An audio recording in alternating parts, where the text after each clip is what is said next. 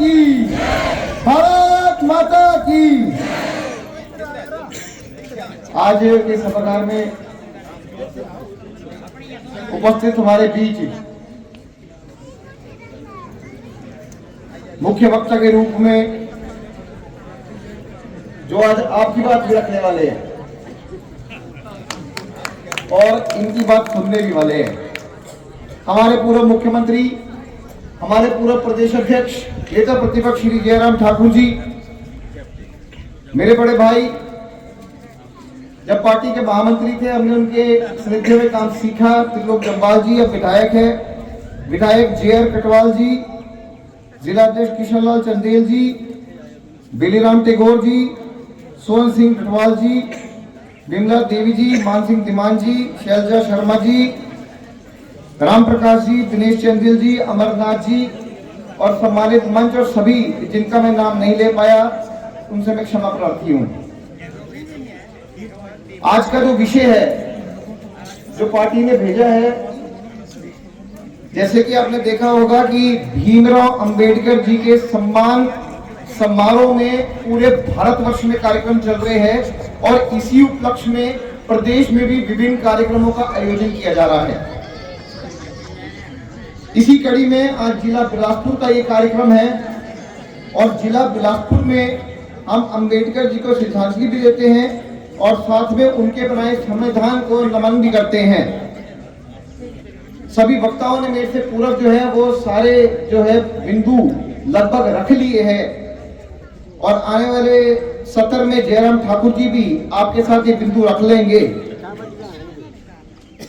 मैं सिर्फ इतना कहना चाहता हूं, कम शब्दों में मैं अपना विषय लेना चाहूंगा क्योंकि मुख्य वक्ता के रूप में जयराम जी को आप सुनने आए हैं कि कांग्रेस ने हमेशा हमारे पवित्र संविधान को सत्ता हासिल करने हेतु इस्तेमाल किया है और उन्होंने इस संविधान को एक हथियार बना लिया था जब इन्होंने सत्ता बचाने का प्रयास करना था। तो जब जब आप कुल देखेंगे तो जब भी कांग्रेस की सरकार सत्ता से संकट की ओर बढ़ी तो उन्होंने संविधान का दुरुपयोग करते हुए, संविधान को कुचलते हुए अपनी सरकार को बचाने का प्रयास किया। यह कांग्रेस का असली चेहरा है। आप ध्यान में रखें, आपको भटकाने की पूरी कोशिश की जाएगी, पर आप पूछिए कि संविधान में अगर संशोधन किए तो सबसे अधिक संशोधन किसने किए? संविधान में कुल संशोधन जो है वो 106 हुए, 106 और उसमें से 75 तो केवल कांग्रेस पार्टी ने ही करे, 75। और अटल बिहारी वाजपेयी जी की सरकार जब सत्ता में आई तो उन्होंने 14 करे और मोदी जी ने 8 करे और उन्होंने सत्ता गिराने के लिए जो है वो संशोधन किए, लोगों की आवाज को रोकने के लिए संशोधन किए। आप में से बहुत लोग बैठे हैं जिन्होंने आपातकाल इमरजेंसी 1975 का देखा है, 2-2 साल जेल भी दी, मीसा का कानून देखा, जब आप जेल में रहे उस समय को भी देखा होगा। उस संविधान के अंदर संशोधन करके उन्होंने आपातकाल लगाई, वो भी रातों रात।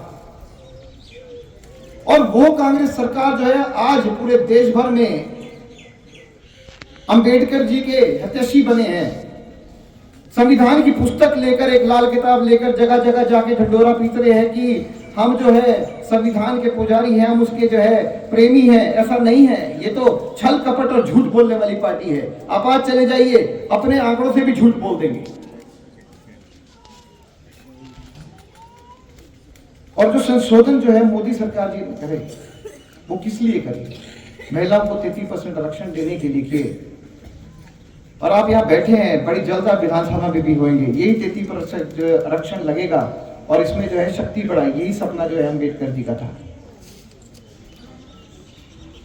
जब आपातकाल में इन्होंने संविधान में संशोधन किया तो इन्होंने तो संशोधन जो करके संविधान की स्पिरिट जो है, आत्मा है, उसी को भी कुचल दिया।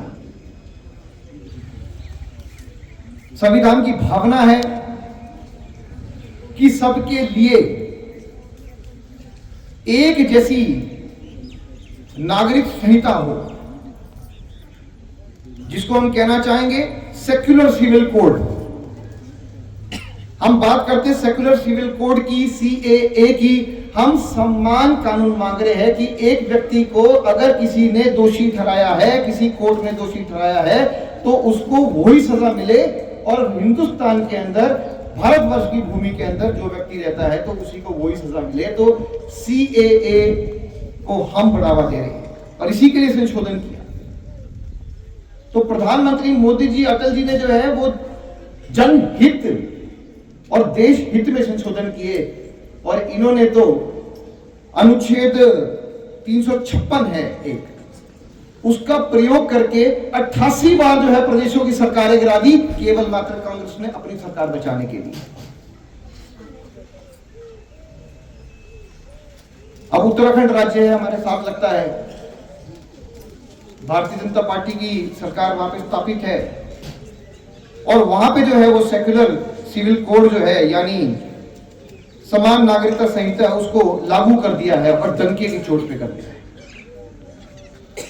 और जब एक बार फिर हिमाचल प्रदेश में भारतीय जनता पार्टी की सरकार स्थापित होगी और मुख्यमंत्री माननीय जयराम जी बनेंगे, तो इस कानून को हम यहां भी डंके की चोट पे स्थापित करके दिखाएंगे। ये हमारा वादा है।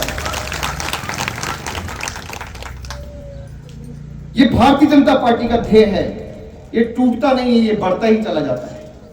तभी तो कहते हैं, जो प्रधानमंत्री मोदी जी और भारतीय जनता पार्टी के नेता कहते हैं वो करके दिखाते हैं, और कांग्रेस में जो कहते हैं वो बिल्कुल नहीं करके दिखाते। ये देश का दुर्भाग्य भी रहा कि कांग्रेस पार्टी के लोग जो है संविधान को जेब में लेकर बैठे और उसका विरोध भी किया। नहीं तो संविधान का कोई विरोध नहीं करता, कांग्रेस पार्टी ने तो उसका विरोध भी किया। और हमारे संविधान ने चाहे अनुसूचित जाति वर्ग हो, एससी, एसटी, ओबीसी के लिए आरक्षण का प्रावधान किया, पर इंदिरा गांधी जो कांग्रेस की थी, उन्होंने आरक्षण का भी जो है खंडन किया। इनके नेताओं ने भी खंडन किया। और जहां हम बात करते थे कि आरक्षण जो है वो जाति के आधार पर लगना चाहिए, उन्होंने धर्म के आधार पर लगने की बात की। ये कांग्रेस का जो है ये असली चेहरा है। ये केवल मात्र जो है देश को विभाजित कर राज करना चाहते हैं, देश को एकत्र कर राज करना नहीं जानते। और प्रदेश में भी जो मुख्यमंत्री है वो केवल मात्र हिमाचल को विभाजित करना जानते हैं, एक करना नहीं जानते हैं।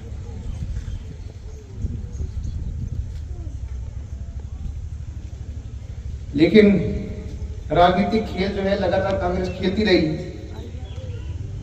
और बाबा साहेब अंबेडकर जी के सपने को जो है उन्होंने पीठ पे छुरा भोग दिया। और संविधान के अंदर ऐसे प्रावधान करे जिसमें तुष्टीकरण की राजनीति सामने आई, ऐसा कभी भीमराव अंबेडकर जी ने चाहा ही नहीं था। अभी आपने समाचार पत्रों के माध्यम से पढ़ा होगा कि कर्नाटका राज्य है, कर्नाटका राज्य में कांग्रेस की सरकार ने जो है वो टेंडर में भी जो है वो कोटा लगा दिया और आरक्षण कर दिया कि एससी, एसटी, ओबीसी के आधार पर उन्होंने उसमें कोटा लगा दिया कि टेंडर भी कोटे में मिलेंगे। इस प्रकार जो है कर्नाटका में जो है ये जो वामपंथी विचारधारा है इस प्रकार काम करती है। जबकि संविधान में बाबा भीमराव अंबेडकर जी ने जो है वो साफ साफ शब्दों में चर्चा में अपने कहा था कि संविधान में कोई धर्म के आधार पर आरक्षण की व्यवस्था नहीं होगी। संविधान ने धर्म के आधार पर आरक्षण के लिए प्रावधान नहीं होगा। तो कुल मिलाकर जो मेरा विषय यही है, बाकी विषय जो है वो जयराम जी रखेंगे अपने सामने। पर कांग्रेस पार्टी के नेताओं पर भरोसा नहीं करना। ये छल कपट कर, आपको भुलवा कर, सच्चाई से छुपा कर ये केवल मात्र वोट हड़पने का प्रयास करते हैं और इस बार तो इनको वोट भी नहीं मिलेंगे, ये हमारा दावा है। बाकी विस्तृत रूप में विषय आपके सामने मुख्य वक्ता रखेंगे। मैं अपनी वाणी को यहीं विराम देना चाहूंगा। आप सभी का धन्यवाद, आप यहाँ पर आए, आपने सभी वक्ताओं को सुना और हम सिर्फ एक ही निवेदन करेंगे पार्टी की ओर से कि जो आपको यहाँ पर पता लगा है आप उसका प्रचार जाकर पब्लिक के बीच करें, जनता के बीच करें, और जितने भी कांग्रेस के जो लोग आपको मिलते हैं उनको वहां पर सीधा सीधा आप चुनौती देकर आप आंकड़ों के साथ उनको जवाब मांगिए कि क्या ये सच है या झूठ है। उनके पास जवाब नहीं होगा। आप सभी का धन्यवाद।